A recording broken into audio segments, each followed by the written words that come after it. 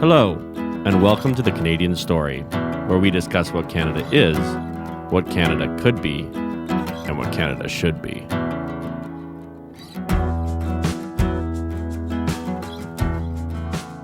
Hello, everyone, and welcome to another episode of the Canadian Story. My name is David Parker. I'm joined by my co-host, Zach Gerber, and my brother-in-law, Chris Schellenberger. Chris, welcome to the show. Hey, thanks for having me, David and Zach. Chris, we haven't had you on the show yet, but you've been an integral part of my life since before the show started. And you've recently launched a new company. You married my sister. You have a baby on the way. Tell us a bit about yourself. Who are you? What are you all about? Yeah, well, that's a tough question. I don't know. I don't like going into like full stories, but I can give you like the history so far of my life. I was born as a chicken farmer, or born on a chicken farm. For the first 20 years of my life, we grew up in rural Ontario, and we had 100,000 chickens on the farm. And I was working early, and I learned work ethic early on in my life. And I found that ended up being something that helped later on in life. But then when I was 20 years old, me and my best friend, we heard you can make some money out west in Alberta. So we followed the oil field money. We came out here, got jobs in the oil field. And then when I was 21, I bought my first house, but then I was always in the oil field, working in the oil field, and I had a house and I was never at the house. I was like, well, what's the point of having one if you can never live in the thing? So then I started reading books on business. I always wanted to get into business and be an entrepreneur. My grandpa was a very successful entrepreneur. And then I quit the oil field to come volunteer to sell cars at a car dealership in Red Deer, Alberta, because from the book I read, Rich Dad, Poor Dad, he says you need to learn two things if you want to learn business. Number one is accounting. You need to learn how money works. And then number two is you need to learn how to sell. So I quit the oil field and then decided to volunteer selling cars at a car dealership in Alberta. And I think I was the first person ever to volunteer at a car dealership. Because I remember I was working 3 weeks on, 1 week off in the oil field. And on my week off, I went into this car dealership, Gary Mo Mazda. And I went in and I just said, I don't want to be paid anything. I just want to learn how to sell. Can I just shadow your top salespeople? And then remember the two managers like looking at each other like, what? And I'm like, you don't have to pay me. And then that's how I started to learn sales. And then I did some door-to-door vacuum sales. I started my own business, door-to-door vacuum sales. So I learned direct sales, cold calling strangers with a giant hockey bag with a $3,000 vacuum, sell it to them on the spot. And then I grew a team of people in the sales or in the vacuum sales industry. And then I learned a hard lesson in business. So we had this distributor out of Virginia that built these vacuums and shipped them up to Ontario. I was the first distributor for these ones. And we started to make a lot of noise and grow in central Ontario. And then Filter Queen, which is the largest vacuum company, came and bought out our factory in Virginia and then said, okay, well, now your lifetime warranty on your $3,000 vacuums is now void. You can come work for us or go bankrupt. So I obviously didn't want to go for them. So then I moved back out west and then started grinding again. Got back into the car business, became a director of pre-owned operations for a 4-store dealer group. And then eventually started my own business called Reverse Dealer, which was a business where we wanted to help private sellers get the most money for their vehicles. So people would bring me their vehicles and I would sell them for them. And then lots of stuff happened there. And I don't know where you want to go with this, but then I got invested into cryptocurrency early. And then I just started the new business, which is which is an add-on of the Reverse Dealer business. So now it's, we can go into, I don't know if you want to go into detail. Yeah, I want to hear what you're like. So you're a serial entrepreneur and you're like, I want to be an entrepreneur. I want to start my own business. Mm-hmm. But in order to do that, I need to start with the first building blocks, right? Which is I need, and the guy who seems to know says that I need to know accounting and I need to know sales. So you went in and you did all this stuff on sales. You became an expert salesman. I've watched you. You can sell almost anything, right? Like you know how to sell things. You were really interested in the NFT space because that's basically all it was sales, right? It was convincing people of the value that you were going to provide, and then like our friend Drew, and then delivering on that, obviously. But you're very interested in that. Where did the accounting come in for you? The accounting was the latest part that and it's still something I'm actually working on right now. So it's like I just dove into sales and I really focused on sales. And that was the most important thing at that point, because that's what gave me the cash flow to keep investing in these new businesses and growing these businesses. But so accounting is still something that we're working on. And what I've learned is if you haven't had the time or you haven't took the time to learn it, then partner with somebody who is really good at that specific thing. So in the accounting part, I will try to work my best to find someone that can come help with the accounting side of things. So I am no accounting expert, but definitely it's just interesting that you decided to go the sales route. And I think it's actually sales and accounting are two entirely different things. You know what I mean? It's like you have Rich Dad, Poor Dad. It's like, you got to have both. And it's like, well, yes, you need both, but do you need to know both? Right. As you've developed this idea that you started with, was like, okay, I'm going to go down this path. You've learned, I guess, an important lesson, which is partner with people who can shore up your areas of weakness, or weakness, maybe not the right word, but of ignorance. I think it's a fair word. Yeah. I think that's interesting, right? Because when you started out, probably you're like, I'm going to have to learn both these things. Absolutely. But then what made you choose sales over accounting? When I looked, I did research. This was I think it was 1920 when I read that Rich Dad Poor Dad book. And I looked into both. I looked at accounting, I looked at sales. And accounting, it was a lot of school and like that sort of thing where you had to like dive into books and take courses. And then sales, it was like, well, you can just get in the field and start practicing right now. You can volunteer and start learning immediately directly from salespeople.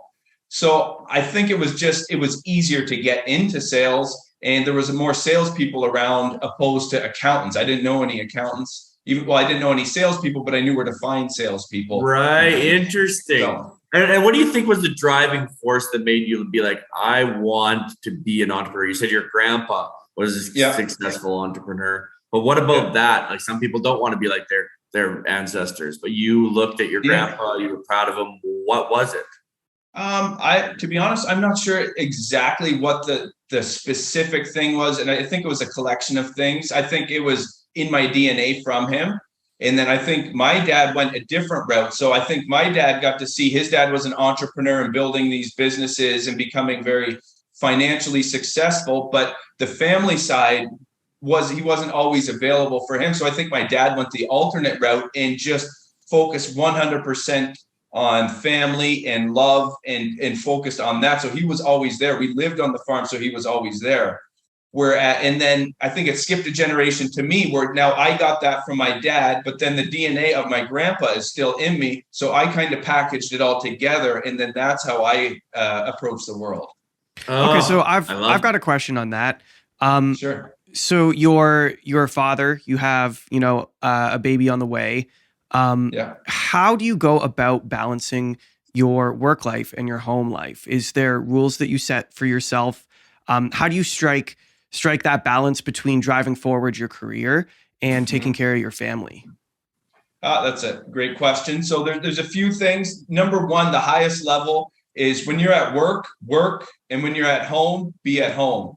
Like, be there for the family when you're at home. I can't sit there, and sometimes I'm still guilty of it, but I consciously, when I'm at home and I get a message or something, I'll know I have that message, but I'm at home. So I want to be present at home. So I'll structure certain times for when I'm at home, I'll be at home and be present with the family. And then when I'm at work, I won't sit and try to discuss things with the family. So where it really helps is my wife as well. She's very, she understands the dynamic that we have where she helps offset and take care of the things at home while I'm at work doing the things I have to do to provide for us. And then she manages the household and does those sort of things. So having a partner that is understanding and willing to help and grow and understands the big picture is very important. And in just communicating, because I have 2 other kids as well. I have a 9-year-old and a 2-year-old, and just communicating to them when I'm at work, I'm at work. And then sometimes I'll let them come and sit with me so they can still see what I do behind the door to what they see is just the outside of the door. But then when they come in, they can see me talking to people. They see me on calls. They get to meet all the other people that are in the businesses and on the calls that I'm with. So they get to learn that side. But then I'm trying to teach them to be also family oriented and then be a father for them as well, not just work on business or not just be a father. Like you can do all of them if you strategically plan it out.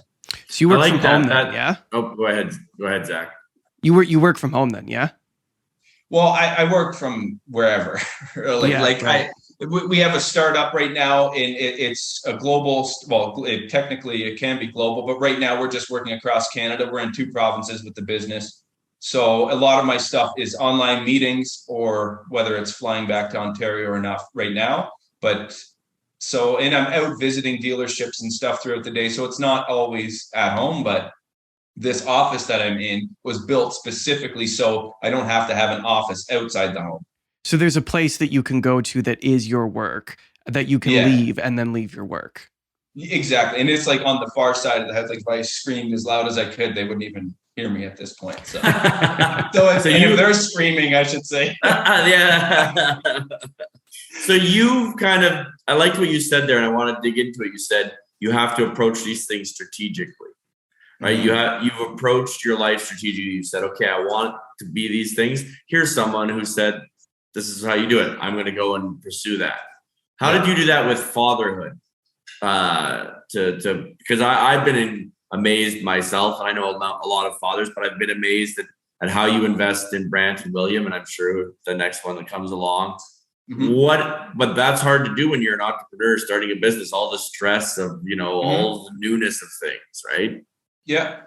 I think the biggest thing that I realized in life is before I would have so many different things going on, and 90% of them I didn't even care about.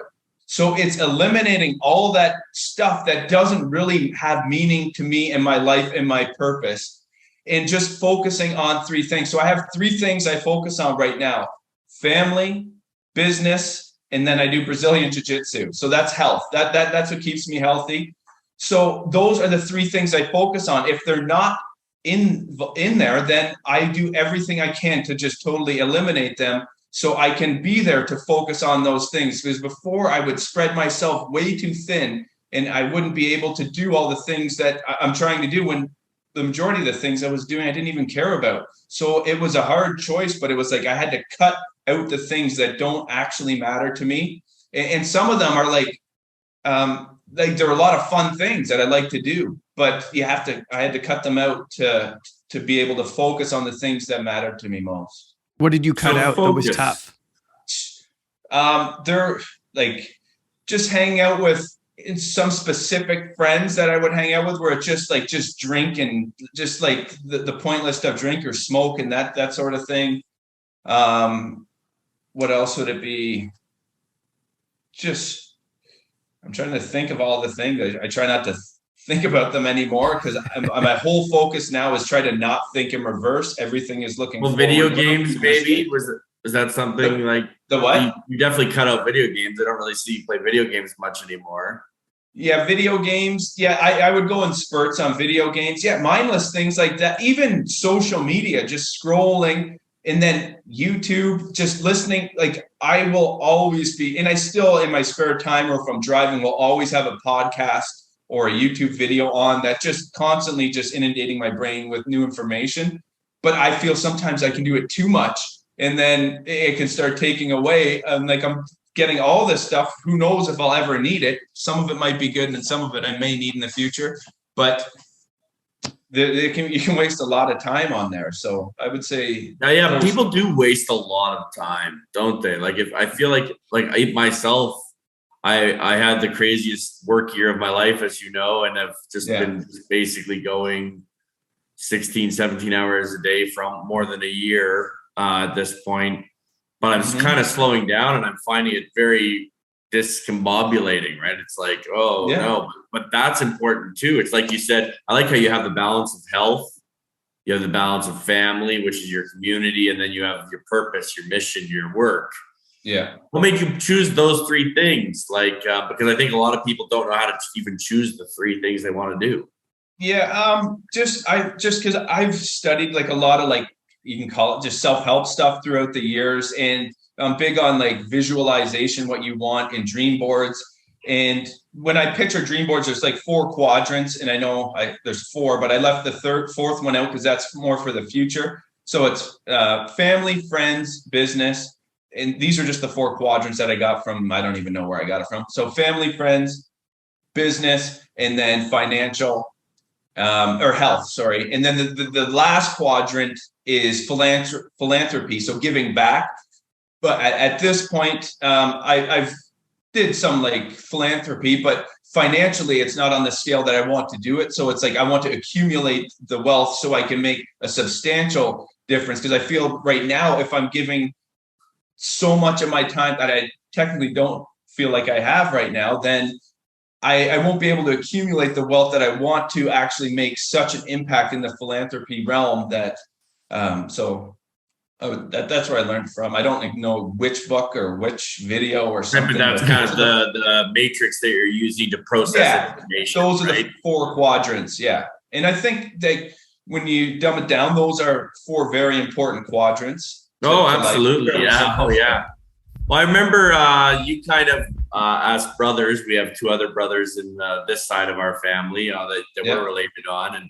And we started to sit down and just go through those sections. Those are the quadrants, right? Exactly. Yeah, go through the quadrants and say, okay, like how are we doing? And start to hold each other accountable. But what are ways that you, when you're like, I'll give an example for myself. Like, let's say that I suddenly become obsessed with, some fact or thing, and I want to learn about it. So I'll be listening to podcasts, I'll be focused on it, and I'll give hours and a lot of my time.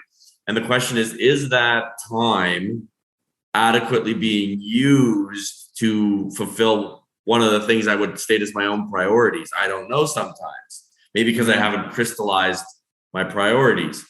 How do you make sure that everything is kind of flowing into one of those 3 things? And do you ever feel like that's so restricted that you feel kind of trapped, maybe? So it's a good question. And I'm big on intuition.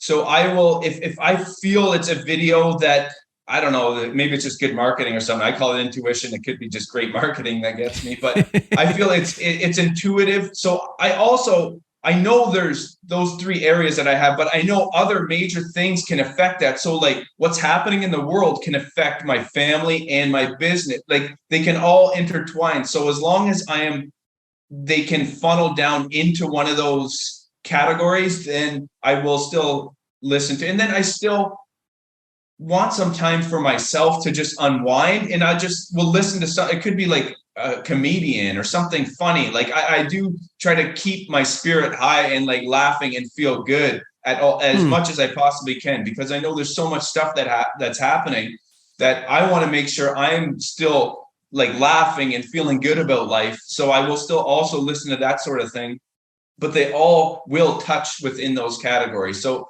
I'm not like strict, like, does this fit family? Well, it's like, it's almost an intuitive feeling.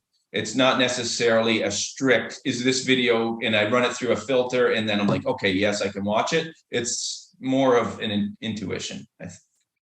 Right. You could maybe boil it down to, is this feeding me in a way that's going to be beneficial?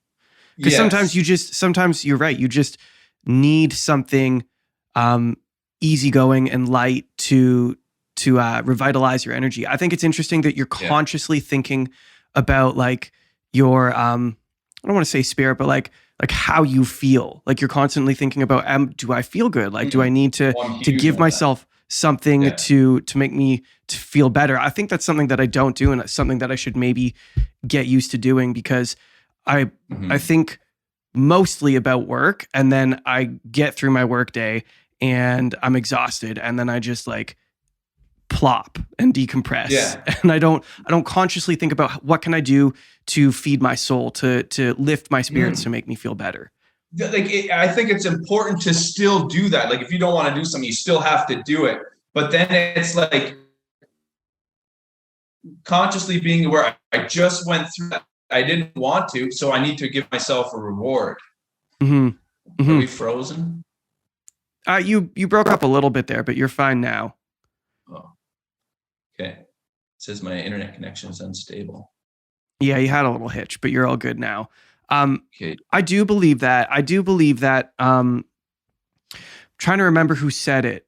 I think it was Jim Rohn said it's super, super important to give yourself rewards for what you do. Like if you accomplish something that you've been working at, or you get a victory, that should be celebrated, because psychologically speaking, that incentivizes you to get the next thing. And if you don't give yourself, something for doing something hard, psychologically that disincentivizes you to want to do hard things, you know? Right, exactly. It's like a dog. You have to reward that. You have to train the behavior. I treat myself like that. Like if I have to do something and I don't want to do it, I will tell myself at the end of that, you can have that. And then I'll go do the thing. And then at the end, what I'll do is to even push it further is be like, hey, now I'm going to wait and I'm going to hold off and add one more thing in there and then push it off. And then I'm just pushing it, and then I'm pushing it even a little bit further. And that extra little piece gives me a little extra push so I can continually expand myself. And my goal is to always be expanding myself in every way I can. And I do it with like a reward system. So. Yeah, absolutely. I think it was Joe Rogan who said, the moment that you feel like you don't want to do something is the most important moment to do it. Like that is your area of growth right there. That extra little stretch where it's like, I don't want to do that thing, but I'm going to force myself to do that thing anyway. Yeah. That's something that I've been working on. Specific area is where most people will give up. So if you're trying something so hard, you're to break through, and then you have to keep going, but you're like, no. And then you stop. But that is the spot you're just about to break through. You have to push even harder at that moment. And then that's when you break through. Whereas most people, for some reason, they will get there and like, this isn't working. It's not going to work. But that is when you have that, this isn't going to work. You like have a red flag or a trigger set up in yourself to be like, and like it just energize yourself. And then that's when you go even harder. And I find that's when you have to press through. That's when you have to press through, basically. Absolutely. I think that it's doing you and I've talked about this a lot before, Chris, but like I call them terror barriers. How do you press through them? Like you're like, I gotta go, but like what are some like tips that you would have for people on how to get through these moments where you're just like, I'm finished, I've failed, it's over. Like maybe you're at the moment in your life, whoever's listening, right? Where it's like, there we go. He's got his jar. There we go. This little thing. I have this. This is from Jocko's book. So it's called The Cookie Jar. Or not Jocko.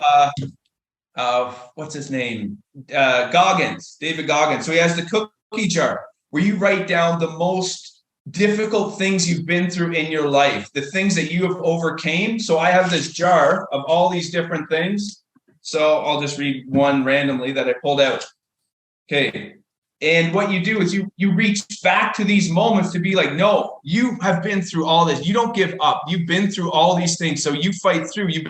And sometimes I'll have to come in here. I'll have to read like 4 or 5 of them. Sometimes it's just one. It's like, okay, I'm good.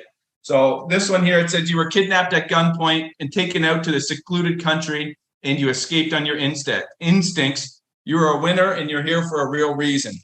So that's just one of the examples. So it's a cookie jar that you reach back to into your past to help motivate you through the moment in your life where you feel down or weak. So having that's like having ammunition to refuel, fuel to refuel me to keep pushing forward. Whereas if I didn't have that, I'd be, you're scrambling. So I have things set in place. So I know I'm going to hit a weak point, but I have certain things that are set up in those moments for when I do hit the weak points, how I can motivate myself to push forward. That's very interesting. Do you know what the title of that book is? Do I have it here? No. It's Can't Hurt Me. Oh, nice. I've heard of that. Yes, I've heard of that book as well. Yes. Yeah, phenomenal book. The man has the craziest life story you could ever imagine. Did you guys see that? Did you guys see the video of this was a parody that I just saw on the internet the other day? And I don't know that much about David Goggins, but I know he's got a reputation for being a hard dude. Like you can't keep him down.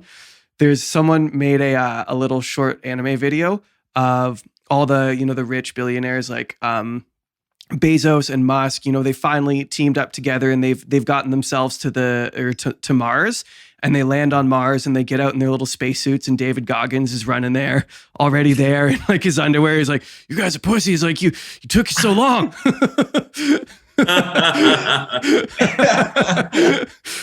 Yeah.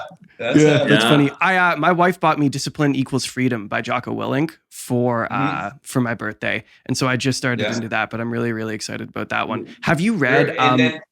Sorry, go ahead. I was just going to say, just on Jocko, he has some phenomenal books for kids from that probably 6 or 7 to 13. That's the only ones I've read so far. There's Way of the Wimpy Kid or whatever that book is. Jocko wrote one. It's called Way of the Warrior Kid.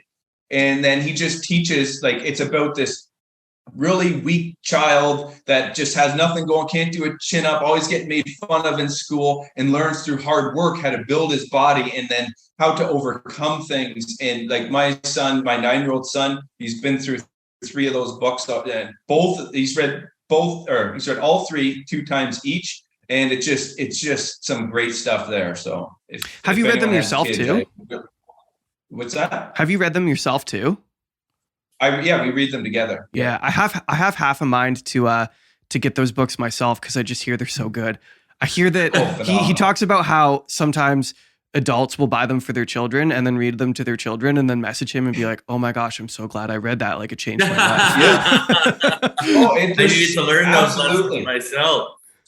Yeah, they're huge. You can learn there's tons of. It's always good to get reminders. That's why I think reading is so important, because it just reminds us. Because once we think we understand everything, and then we veer off on our own path, and then we end up lost. Yeah. Okay, so I have a question for you. Now, so you there's a couple things that you mentioned. You mentioned you took your week off of the oil field to volunteer at a car dealership, and you're obviously a very hardworking person. And then we talk about this Jocko Kids book, where this kid learns that through hard work he can accomplish things. Not that I am one who keeps up with the Kardashians, but I just realized, because my wife was watching a show a couple days ago, that Kim Kardashian got in all of this trouble. I guess I missed the whole thing. But someone asked her to give advice to young women who want to be successful. And she said, get to work, work harder. Yeah. And she got in all sorts of trouble for that, apparently. I haven't studied the story whatsoever. But I think that is an interesting thing to think about. Why are people today getting in trouble for trying to motivate young people to work? And why do you think today young people are so entitled and unwilling to work? And what taught you to work, and how has that played out in your life? With the way the world operates nowadays, it's hard for me to guess at why everything has changed this way, but you can definitely feel it, that it's like hard work and motivation are they're trying to, and what I honestly think, it's a small group of people that somehow hacked in and have a megaphone and control of the certain areas that propagate messaging throughout. And then that gets through to all the people that they're trying to, I don't know what their reasoning is or why they're doing it, but they're trying to get this message out that you don't need to work hard. It's okay to be obese and all these other things. It's how is that a good message? When I was raised, it was hard work And well, that was all. It was hard work and That love. was all there was, Those are the two most important things. And that's like, I am not a highly educated person by any means, but all I've learned is hard work and to give love and receive and give love. Though, and with those two things, I think it's a recipe for doing good in the world. Whereas if you teach them, no, you don't need to do this. You're what are you teaching them for? The world is pretty chaotic. You want to, and my whole philosophy is to stay uncomfortable. So I instill that into the kids as soon as possible, that you need to stay uncomfortable and go through these difficult things, go through as many of these difficult things as you can, expect they're going to happen, and they're going to help get you stronger for the world. So when the world comes and hits you, knocks you down, you've already been through so many things. This is just, whatever. It's tough.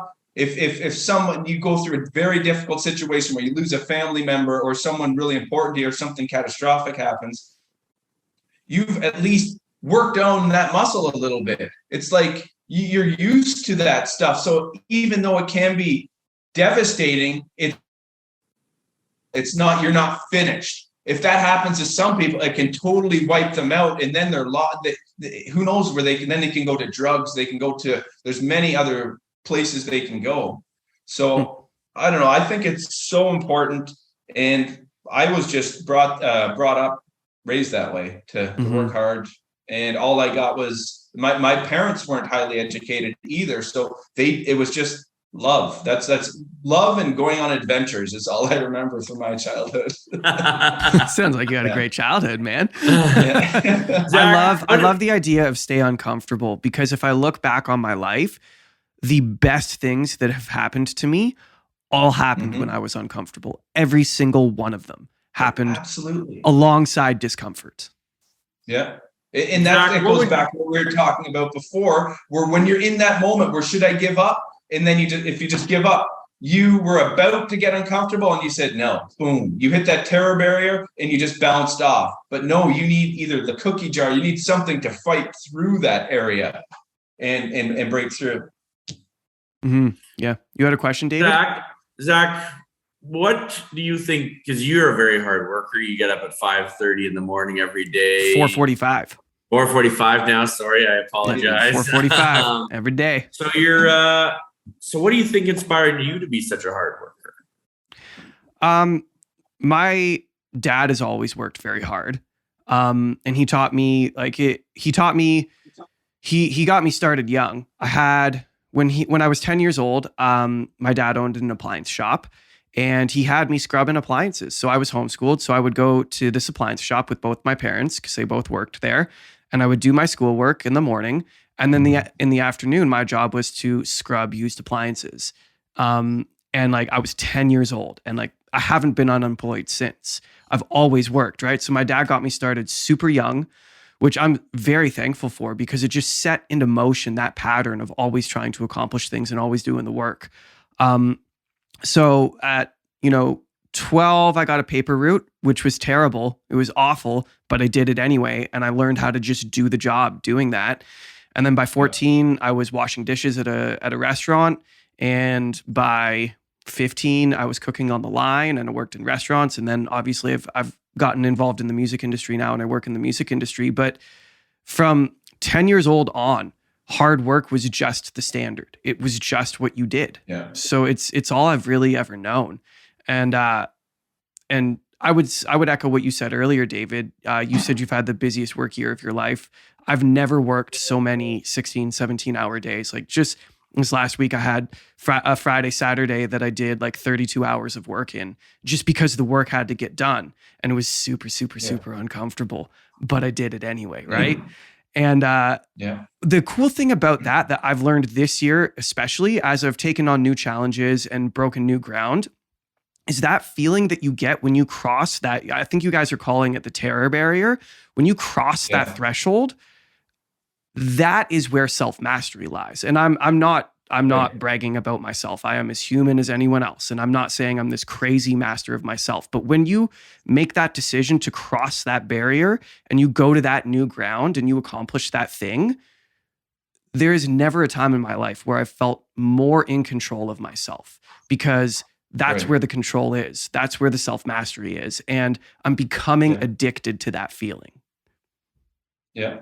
Yeah. Wouldn't It's you huge. say, Chris, And that to some degree you're addicted to that feeling? Whoa, you both Pardon? talked. Is that Chris, David? Go ahead. Chris, wouldn't you say that you're somewhat addicted to that feeling? Like that's kind of what you pursue in life. Yeah, absolutely. That's what the whole stay uncomfortable philosophy is about, is getting uncomfortable. But I think that one piece to add to it is once you break through a lot, like we're creatures of habit. So we broke through a new area. So we haven't developed the habit yet. So once we break through, I call it like the crabs in the bucket piece, where once you break through, the other people are trying to pull you down because they want safety for you, and you're breaking through a plateau. And then other people, a lot of times friends and close family, they get scared because it's not something they want to do, so they pull you back, and you haven't developed the habit. So you're susceptible at that moment. You're the weakest to come back into how you used to be. So in that moment, you have to remember it takes 21 days to build a habit. So you have to keep pushing through and working on developing that new habit, so it becomes a habit to be in that new level, or whatever you want to call it. Mm-hmm. And hard things become easy when you repeat them. So like getting up at 4:45 in the morning is not easy, especially when you start it. Yeah. But now when my alarm goes, and the trick for me is I just leave my phone in my office and I sleep in my bedroom. So when that alarm goes off in the morning, I have to get out of bed unless I want to listen to it on end forever, which no one does. And my wife would literally kill me. So now when I pop out of bed, it's easy. Like the hard part's over. I get up, now I'm up, and you just start your day. And it was hard, a month and a half, 2 months ago. Now when my alarm goes, there's like one split second of weakness where I'm like, oh, this is terrible. And then I'm already out of bed and it's over. Yeah. That's the power of habit. So you built up that muscle. In the very first time, it would have been difficult, but then it just gets easier and easier because we build on habits. And that's what I think life is developing these habits that keep us on the path that lead us to the purpose in our life. Okay, so here's a question. What habits are you not good at yet that you're working on? Do you have something that you're trying to get better? Oh, for sure. Well, this week or this month, I'm doing a sober October. So I would consume alcohol randomly, nothing crazy, like maybe a beer or two a week, literally. So not much. And then I would smoke weed before bed, just at night. At the end of the day, I would always do that. But for October, I've totally stopped that. So those were two habits that I found so when it came to like 10 o'clock, I would blitz through the day. And then if 10 o'clock came, that was like my wind down time. I'd either just like smoke some or have an edible or nothing crazy. And then I would just like relax and calm down. So from like the busy day. But now this month, we're 12 days in and I haven't even had a puff or a sip of anything. And it was tough the first 6-7 days. But then, like you said, Zach, once you get to that certain on the other end, then it's like energizing. Then it's like, no, now how long can I go? How much further can I push? And I'm like, it's like you're getting control back. It's like I'm not controlled by these external influences. It's like they're now under me and I am in control. If I decide not to have it, even though I'm getting the craving still, and it creates anxiety and stress inside me, I know I think about it, it's like that's a company's marketing trying to take that feeling I get of anxiety. I picture a bunch of scientists in the lab trying to make that feeling to get me to come back. And I'm like, I'm not going to give in to this cheap trick you guys are playing. I am going to be in control. And then that's how I quit smoking about 15 years ago too. Well, I think it's interesting because that's how I quit drinking, right? Was not but it's, you make it a habit. And then interestingly enough, we just had a big election victory here in Alberta. And, Danielle Smith, a former guest on the show, is now the premier of Alberta. Yeah. And some of my friends were like, hey, you just had a big win. You've gone a long time, but you can have a couple of drinks. You'll be fine. Look how long you went. And I was like, I could have maybe. But at that point, I didn't even feel that anxiety anymore. Right? I was just like, no, I don't drink. It's just not a thing that I do. Exactly. And there's a lot of other things in my life that need work and and progress on. But like at least when you like you said, once you have that, you're above it now. You're just like, well, I just don't do that. I mean, there's a lot of other things I'll do, but that's not something else. Yeah, and every time you make that statement, you reinforce that habit. And every time you reinforce the habit, it becomes easier and easier and easier to act out that habit. Exactly. Yeah. You become weaker when you give into it. Every time you give into it, you feel good in the moment, but you are making yourself weaker. I in my opinion, I really believe in delaying gratification. I think that is such an important thing that is for some reason lacking these days, is because we want. So if you have that craving coming, you're okay, I can have it, because everything's so easily accessible to us. We can get whatever we want, usually within reason, at any time we want. So, but when we delay gratification, then we're building that strength within ourselves to not give in to these these outside forces that are from some other people, usually trying to get our money in some weird way. And then, True. So, yeah, it's usually about money, isn't it? So one of the most interesting things that you do that I'm only still tipping my toe in and then running away, and I'm going to get into it eventually, but is Brazilian Jiu-Jitsu, right? Yeah. And I love how you took Brazilian Jiu-Jitsu and it taught you some very key lessons about life that you still hadn't learned, that once you learned them, they helped transform your life. I have that feeling a little bit about chess. Again, I'm no chess master or anything, but it helped me formalize a lot of my skill sets so that I could move to the next level. And that's why I love chess. The lessons I learned from chess, not chess itself. Can you share a little bit of the lessons you learned from Drew, another a former person on this podcast, your sensei, but in general, from the art of jiu-jitsu? What does jiu-jitsu taught you that you've taken and has helped you build these companies and helped you be a better father and that sort of thing? So what jiu-jitsu taught me was structure. So in jiu-jitsu, like when I started jiu-jitsu, I just started this stay uncomfortable philosophy. And so how I started jiu-jitsu is me and my son, he was 6 or 7 at the time. We signed up to a tournament that was in 6 days, and then we're like, let's learn jiu-jitsu. So we signed up to a tournament, and then we went in, met Drew, and then for 6 days, we learned jiu-jitsu from Drew, and then went into this tournament. And then the tournament, luckily, we did pretty good somehow, obviously, because Drew was a great teacher. But then when I got back to just regular training, I just told myself, I'm going to show up every single day and come as much as I possibly can. I'm not here to submit people. I know I am at the lowest, I'm at the bottom of the totem pole. I'm staying uncomfortable. I'm going to get my ass kicked by everybody, but I'm going to be paying attention. I'm going to be recording and watching everything and learning every single step of the way. What minor details work, what minor details don't work. And then look at the concepts and then apply that to my game and start building a solid foundation. I've learned that the foundation, almost everything in life has there's fundamentals to it. Just like chess, jiu-jitsu, there's business, there's fundamentals you need to learn. So I didn't study, a lot of people focus on the flashy moves, the submissions and that sort of thing, but I wanted to learn the fundamentals. I wanted to build my foundation on rock.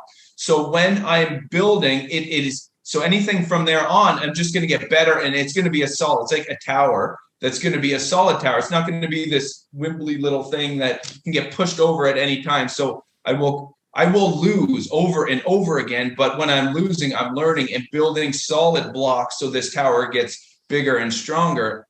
So fundamentals, I think, are so important. I learned that from jiu-jitsu. So fundamentals, and I mapped that over to business as well. So having fundamentals in the business, but also having good teammates, I think, is very important. So the team of people that you do whatever it is. So in jiu-jitsu, we have a great group of people that have been there and they keep progressing. So we're all kind of progressing at the same time. different speeds and different people. And then there's new people that come in as well. But it's a team of people that are all in agreement. We're here to just beat the crap out of each other. And sometimes you'll get me, sometimes I'll get you now. And then it's just, we keep learning, and then we keep passing that knowledge down. In business, I find a lot of CEOs or like heads of companies, they don't want to teach the people at the bottom because they're afraid they're going to lose their job. But in jiu-jitsu, and my philosophy on business is teach the people under you everything you know, so you have to stay on your game to keep pushing yourself forward. So it's like you're lighting a fire under your own ass to keep going and pushing yourself forward. You're not just waiting till they catch up and then like, oh shit, I better get moving. It's you are building them up and teaching them everything you can underneath. And it's the same with jiu-jitsu, same with business. And I think that those are the parallels. How often do you train? Right now, it is definitely a lot slower with the new startup. But I at least go Monday, Wednesday, Thursday, and Saturday. So 4 times a day. But when I first started, I was 2 times a day, 6 days a week if I could. Whoa. How long would you go for like each session? Our classes are an hour and a half. And then on Saturdays, there's an open mat for 2 hours. And I'll usually go the whole time. And then we also have a group chat where sometimes people like, you want to train this morning at 9 or Sunday at 6 p.m. or whatever. And then I'll try to go to those as much as I can too, because on the weekends is when I'll actually try to actually have time to train. So do you spend all your time rolling, or is there an element of what you do that is weights or cardio or more traditional fitness oriented? Lately, the last 3 years, it's strictly been jiu-jitsu, but it's not just rolling with people, although that is a phenomenal cardio workout more than like anything I've ever felt. It's a different kind of workout. But we have class. So like our Tuesday and Thursday classes, they're not like, you don't learn moves or you don't fight with each other. It's like cardio. It's like doing technique, but over and over, where it's like working your abs or working your like hip. There's just all different parts of your body. So you do get all that cardio, but I don't lift weights or anything anymore. I used to. Yeah. Okay. So I guess what is it like in the moment when, like, is there a terror barrier in jiu-jitsu as well, where like you're in a moment where you feel like you should give up and you push through? Or what is that like, and what does it feel like to push through those? So, well, there's a time to push through, and then there's a time not to. So it's a fine balance. It's just like what David, and I think this is what David likes about chess, is that if you make a mistake, you pay for it immediately. Like there's no like fluffing up the situation. It's like you win or you lose. They caught you in an arm bar and they're going to break your arm off, or they didn't. But as it's going back, there's that moment where you can do things to get out. Some people, they already feel a bit of tension and then they can tap out. But if you know that if you just tilt your thumb downwards or like do a little adjustment, it gives you a couple seconds and you can see what they do. Then you can react and you might be able to get out. Whereas when I was just starting, they get my arm bar, I'm like, tap, I don't want my arm broken, because I feel the tension on my arm, but I don't know, a small little tweak can give me a second to then get out. So that's what I would say. Yeah, interesting. Do you think that sensation parallels in business too?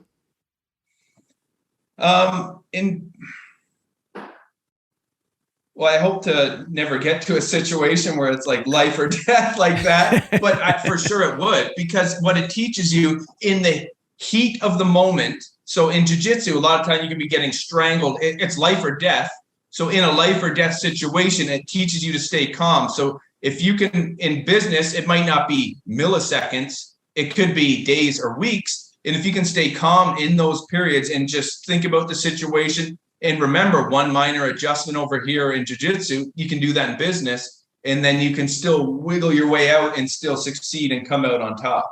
So I think for sure there would be parallels. Okay. So what's in the future for you? You talked about storyboarding. and or not storyboarding, like vision boarding. Yeah. What's next, and what are your goals, and what are you striving for right now?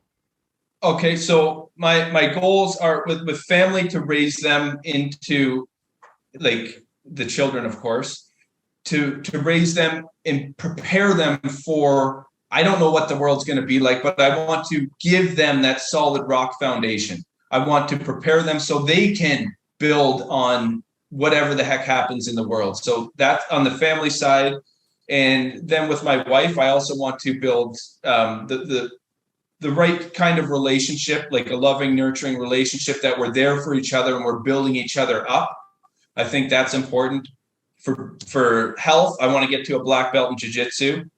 And then for business, the startup company we have, it's to revolutionize the auto industry, because it hasn't been changed for the last 100 years. The last 100 years, vehicles have been bought and sold the exact same way, right? Like you go into a dealership, the dealership bought the car for this price, and then they maximize the profit, and then they sell it to you at this price. That's the business model that's been for the last 100 years. So in 2014, I started this company called Reverse Dealer to help get private sellers the most money for their vehicle. They would bring me their vehicle and I would retail it for them. So what the dealership would charge, I'm giving that back to the seller. So we were growing that business, and then we couldn't finance our prime buyers. So people with really good credit, I would bring in a vehicle and I would sell it to a buyer, but I couldn't finance them. So I'd say, okay, here you go, local dealership. You can finance them, you can sell them your warranty, and you can make all the money, even though I brought in the vehicle, I paid out the seller, and I brought you the buyer. So what we did is we shut that version of the business down and came up with this new version right now. It's called purr.ca, Purr.ca. And we are revolutionizing the industry where any dealership across the country can be one of those reverse dealer locations. So if you're a private seller, you bring your vehicle, you go to our website and you can choose from a list of local dealers in your city to sell your vehicle for you.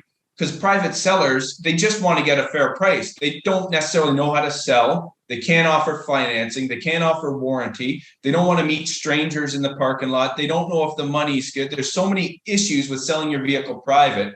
But the only reason they sell private is because they know if they go to a traditional dealership, they're going to get nothing for their vehicle. So we help private sellers get the most for their money by letting them partner with dealerships. And these dealerships right now, they need inventory. So we're bringing private seller inventory to the dealerships and then allowing them to finance and sell the extended warranty, and they can make that extra money on the back end. And then the private seller gets the full price for their vehicle. So it's a win-win-win. And it's the first time in history you can have a buyer, seller, and a dealer all in the same room on the same deal, and everyone walks away happy and everyone knows what everyone made and what was paid. Whereas if you tried that in the normal industry, the dealership would be absolutely hated, because with the buy low sell mentality, with the old model, they're incentivized to gouge both buyer and seller. With our model, it's a level playing field for everybody. So our vision is to set these locations up. And today actually is our first day.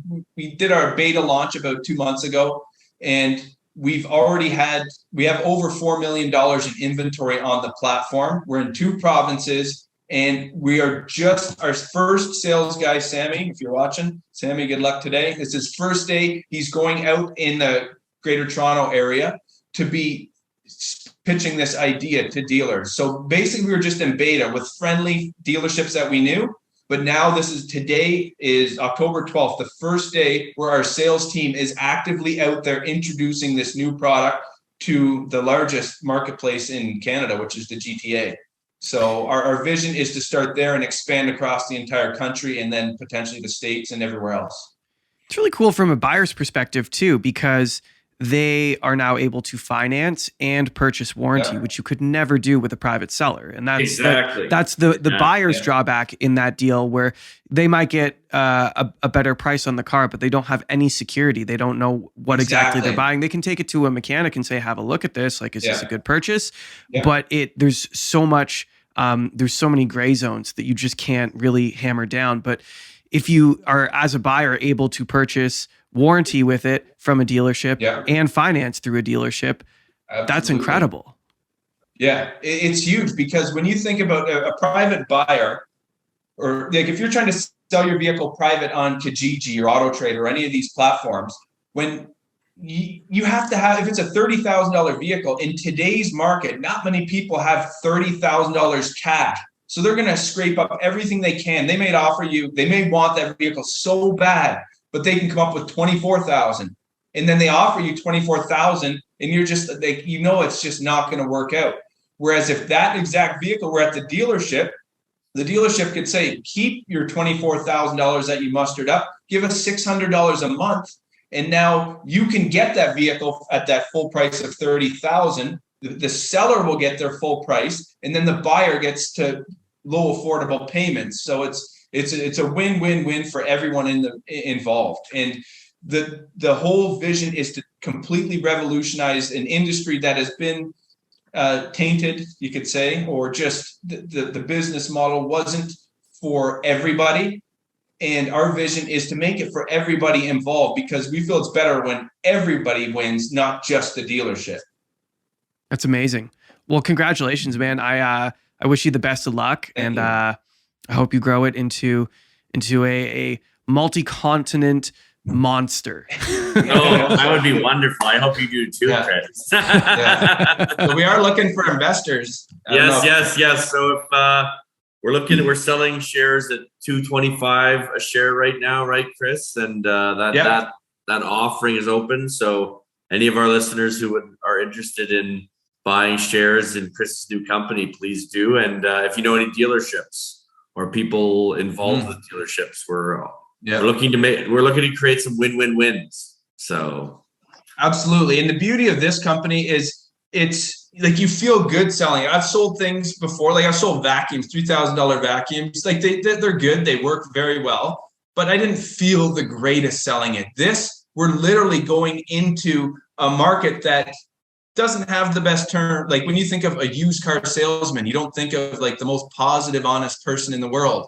So what we're trying to do, and there's great people in the auto industry, so we're trying to just change the business model so everybody wins. And then when we do that, then we get to realize that there's great people out in the auto industry. They're not always out to get us. They can be on our side. So that's what we're trying to do. It's just switch it around. It's your attempt to fix the image of a career that you loved, but you felt was misunderstood, and systematically created it in a way to cause conflict between people, as opposed to synergy. Exactly. Yeah.